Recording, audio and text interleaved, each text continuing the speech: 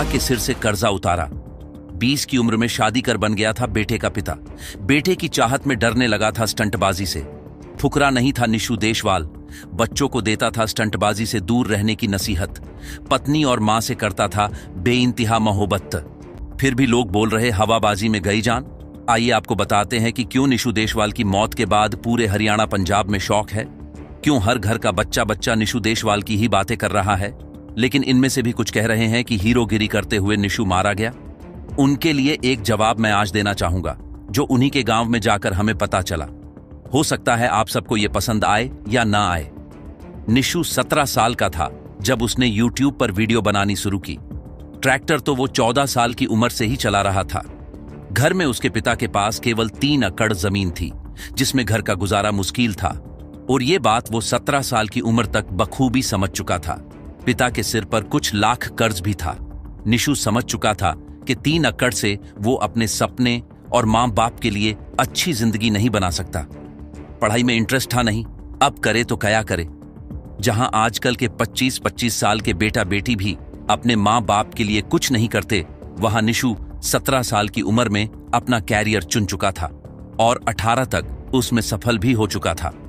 Nishu stunt कोई हवाबाजी के लिए नहीं, बल्कि अपने घर की स्थिति अच्छी करने के लिए करता था।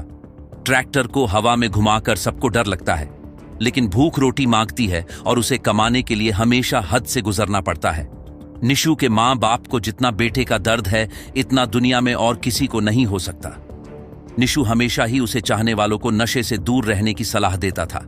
निशु सोमवार को सोशल मीडिया पर रील डालने के लिए ड्राइविंग सीट पर बैठकर चलते ट्रैक्टर को आगे से उठाकर पिछले टायरों पर बैलेंस बना रहा था। लेकिन अचानक ट्रैक्टर पीछे की ओर पलट गया, जिससे निशु स्टीयरिंग और सीट के बीच फंस गया। उसका सिर दोनों के बीच पीस गया। सिर का सारा हिस्सा बाहर की ओर आ गया। ट्रैक्टर पलटते ही मौके पर खड़े युवकों में चीख पुकार मच गई। कड़ी मशक्कत के बाद ट्रैक्टर को सीधा किया, जिसके बाद युवक को वहां से निकाला, लेकिन तब तक उसकी मौत हो चुकी थी। मृतक निशु देशवाल केवल 22 साल का था। निशु का गांव कुराड़ पानीपत में है। करीब 1.5 साल पहले उसकी शादी हुई थी। वह 6 महीने के बेटे का पिता था। निशु 2 भाइयों में छोटा था। उसके पिता जसबीर खेतीबाड़ी करते हैं।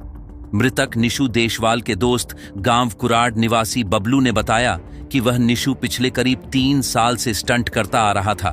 वह ज्यादातर वाहनों से स्टंट करता था। आसपास के कई गांवों में वह स्टंट के लिए फेमस भी था। ट्रैक्टरों के कंपटीशन में भी उसने भाग लिया है और इनाम जीते हैं।